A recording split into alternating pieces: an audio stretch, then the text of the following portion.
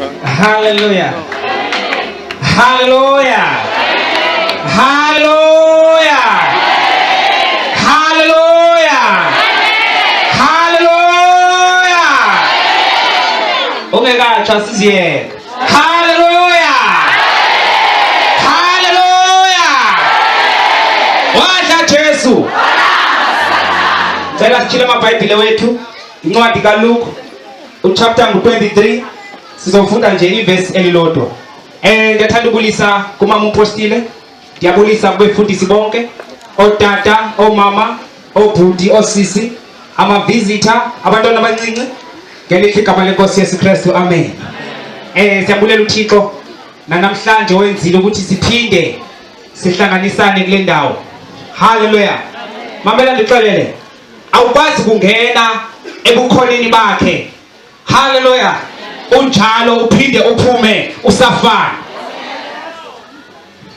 Cela sifunde Luke 23 uverse 34.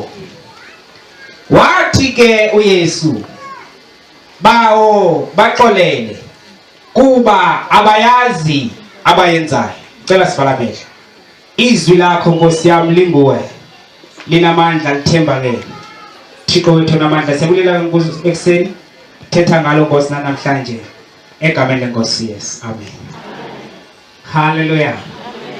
Siphinde ukubulisa nabangenayo egameni lenkosi Yesu. Siva uYesu esithi bawo baxolele. Akavelanga wasuka athi bawo baxolele. Kasibuya umva kancinci, lithi iBhayibhile uYesu uye wabethwa. Njengokuthi ebethwa ngesisabhokhwe sim-90s, kukhona isabhokhwe ebesisetyenziswa. Isabhokhwe esinaphambile owenziwe ngenyathi ngamathambo egobile kanje. Ukhulule and ubotshelele. Abethwe ngesabhokhwe apha emqolo. Uma kugqitywe sicalwe. Njengokuthi sicalwa sibuye nenyama. Oh yes. Njengokuba kucalwa sibuye nenyama. Wabetha imivumba yayi-39. Akonela apho. Bathi njengemedla kadla kanjalo bathatha ilaphu leline bamrefishela ngalo. Njengokuthi sebemrefishele ngelaphu, elaphu lathi nqa ezilondeni. Uma lisuswa alisuswa ngempeko, livele licalwe. Uma licalwa kusuka inyama. Kodwa yiva nansi indaba, uma esime emnqamlezweni uthi bawo baxolele. Akaxoleli isizini ivuma, isizini ayiyo isizini yokuxolela. Mamela ndixelele, uYesu simbona kule ndawo ethatha uLuke chapter 6 uverse 35 emetha. uLuke chapter 6 verse 35 uthi zithande iintshaba zakho. uYesu ngoba engafani ke namaFarisi waqonda ukuthi abantu ngeze bayi-understand until mna ndinguYesu ndiyifake kwi-action. Walikhupha ivesi eBhayibhileni wali-etha phambi kwabantu. Hallelujah. Wathetha amazwi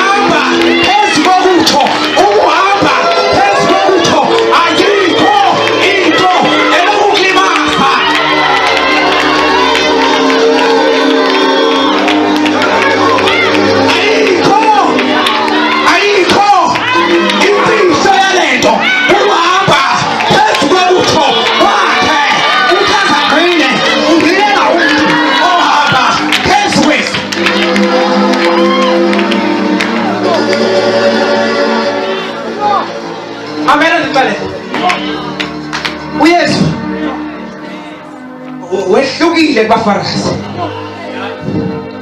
Lithi iBhayibheli abaFarisi bakuthwalisa umthwalo ekunzima ukuthi bona bakuthukumise nangombe, kodwa bona abaFarisi bakhupha ukukuthwalisa, kodwa bona kunzima ukuthwala.